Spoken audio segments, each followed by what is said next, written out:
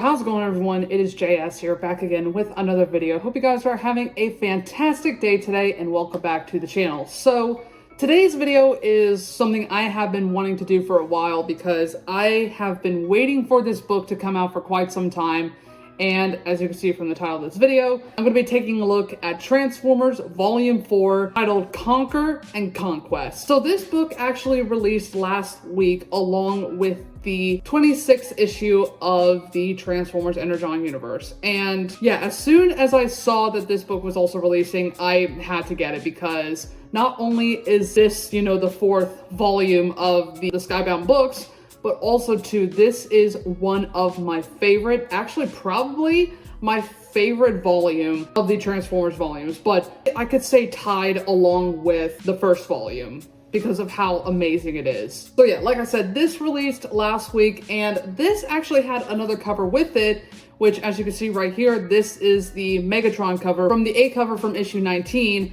And they also had this one as well. Now, I was trying to figure out which one I really wanted because I didn't want to do both. And plus, it's kind of expensive to do both. So what I did was I just decided to get this one because I think, in my opinion, this is one of my favorite, if not one of the best covers for the trade paperbacks. So like I said, in today's video, we are going to be taking a look at this and also kind of flipping through some of the pages that are included, but also talk about a specific part in this book that I really want to talk about. So let's go ahead and get into it. As you can see, this is the front right here, and of course it says Transformers and then Volume 4. Then we see the title, which is Conquer and Control. And then the artists right here, we have Johnson, Corona, Lullaby, Spicer, and Lucas. And then of course we have Shredhead, Cliffjumper, and Alita 1 as well.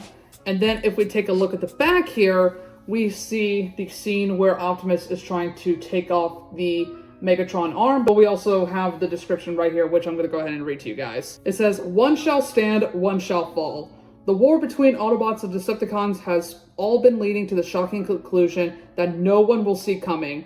The critically acclaimed team of Daniel Warren Johnson, do a powerbomb, and Jorge Corona, Middle West, break all the rules in this brand new volume of the Eisner Award-winning series, and it collects Transformers number 19 through 24, and a story from the Energon Universe Special 2025, and also this is the direct market exclusive edition. And the reason why I really want to look at this is because this does include the Energon Universe Special from 2025, which actually happened this year, which is crazy. But I guess without further ado, let's go ahead and get into this book. So let's go ahead and take a look at the contents of the book. So as soon as we open it, Transformers Volume 4, Conquer and Control. And then we get the Autobot and Decepticon logo right here. Also, interestingly enough, I guess this talks about this right here of what pages Daniel Warren Johnson and the other artists did, which is really cool. So Daniel Warren Johnson did pages 5 through 10, Ludo Lullaby did 11 through 32, and then Jorge Corona did 33 through 144. And then Mike Spicer did pages 5 through 10, and then 33 through 144, and then Lucas did 11 through 32, which is really cool. And of course we have Russ Wotton, who was the letterer, and yeah, pretty cool. And again, of course, one of the things about the trade paperbacks is that with the spines, it's very hard to see some of the artwork, but it's still, really cool to see, this series in like a big art form. So here is Volume 4. This is where it would begin, or basically Chapter 4. I'm guessing whenever the next book comes out, this is either going to be Chapter 4 or maybe Chapter 2. I'm mostly thinking Chapter 4, because that makes sense, this is the fourth volume. But if we turn to this page right here, this is the 2025 Energon Universe Special. And if you have not read this already, I highly recommend you do, because this is an incredible story. And yeah, so for the first few pages, it is the Energon Universe Special, which again is really cool. Highly recommend you guys read it. And then we move on to the 19th issue, which is the all Megatron issue. Now, I'm not going to flip through every single page. We're just going to be flipping through some of the pages that is really cool. Yeah, again, this book is absolutely incredible. So yeah, we just flip through right here, the corrupted matrix that Megatron has.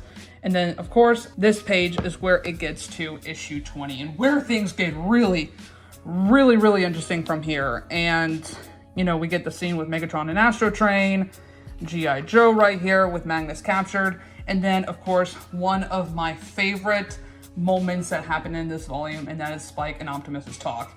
And if you have not read this scene, I highly, highly, highly recommend you do, because it is one of the most greatest conversations that has ever happened in this story. It is absolutely incredible. Like, just from this scene right here, I'm just gonna go ahead and read it to you guys because of how freaking epic it says. It says, "I know there's not organic life on your planet, but there are suns all over the galaxy, aren't there? Cybertron must have a sunset like Earth." Yes, you are correct. Then there's gotta be a sunrise at some point. Brilliant, brilliant writing from Daniel Warren Johnson right there. Absolutely epic. Of course, the return of the aerial bots. And again, another great scene right here. And again, this just proves why Volume 4 are literally one of my all-time favorite volumes that they have did for this. And of course, you know, the crazy ending that we get here. And then this is where issue 21 is. This is just in the middle of issue 21. But this right here is another one of my favorite scenes, and that is the answer about, you know, the corruption of Megatron's arm and how it's affecting Optimus. And then, I mean, Bruticus and Devastator fighting. And then the moment that Optimus decides that the arm pretty much has to go. And this is the back image as we see right here. And man, again, moments like these is really, really powerful. This is where they shoot it off, and then Superion takes them and leaves. But unfortunately, fully rebuilt Megatron gets his arm back and shoots Superion. Oh, and then of course we gotta talk about this moment right here of Optimus and Spike entering the Matrix. And this part, oh man, it's awesome. And of course, another one of the great moments that happens here is the whole entire discussion that Megatron talks about. And I'm not gonna, you know, say too much of this because again, this is one of the scenes that you really need to read yourself. But this is one of the coolest moments that we ever get, and also the whole entire speech that Megatron gives. It's really, really cool. And then this is the part where Ultra Magnus escapes their ride to Chicago, where everything is about to go down. Now, this is the start of issue 23. I'm just gonna get to one specific moment actually two specific moments that I absolutely love. So again, the whole thing with the Matrix, incredibly awesome. And again, we'll get back to this in just a second. But this moment right here, this whole entire moment in the planetarium is again, one of my favorite moments of everyone saying their thanks to Optimus right here. And another moment that happens is Ultra Magnus's entrance and his speech, where literally this whole page says for Optimus Prime, and then they say Prime, Prime, Prime, Decepticons, Autobots, and then the full page right here is just all of them charging. I can't wait to see what they do for this when it comes to book 2, because whenever we open it for book 2 and we see this, oh my god, it's gonna look incredible since we don't have to like worry about the spine and stuff. But back in the Matrix scene, again, this is the part where the writing and the art just takes everything to a top notch. And that's where we see Sparkplug holding Spike with his hand.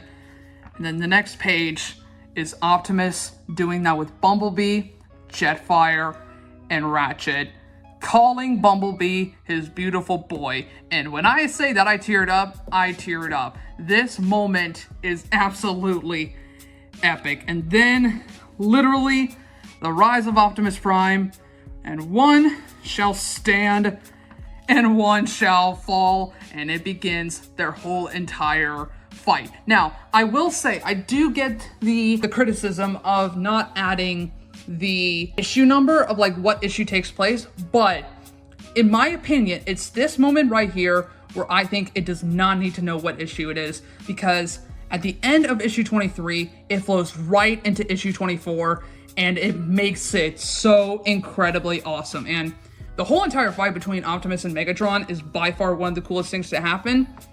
And then, of course, this thing right here, which I'm very, very excited to see in the second book. But again, this whole thing is just incredible. And then, of course, Optimus saying, "I thought you were made of sterner stuff." Great callback to the 1986 movie. And then Optimus seeing another vision of Sparkplug holding Spike, but then it goes to modern day where he is holding Spike, and he's just so relieved to see him okay. Then the moment with Beachcomber, and then it gets even more amazing when the Matrix comes back to life. And then Optimus says, "Small, yes, but still mighty," and that is how Volume 4 ends. Again, absolutely incredible. But yeah, that is pretty much it. Again, yeah, this volume in particular is definitely one of my favorites that they have done. Honestly, like I said, this and Volume 1 is by far my favorite that they have done. I really got to do like a ranking video at some point of all the issues. If you need to catch up on these books, I highly recommend the trade paperbacks because they are so good. I mean, I know sometimes, like I mentioned, don't have the starting point of where an issue ends and where an issue begins. But I feel like for Transformers in particular and in the other Anti-John Universe stories, I think without having that stopping point with the issue covers and like saying like, oh yeah, this is the issue that it's continuing with, I honestly think without having that, it makes the volume flow so much better. So that way you can actually get the story, which I absolutely do not mind at all. But yeah, that is going to be the end of the video. Hope you guys have enjoyed. If you guys did, make sure to hit that thumbs up and make sure to subscribe for more videos. And I'll see you all in the next one. Peace.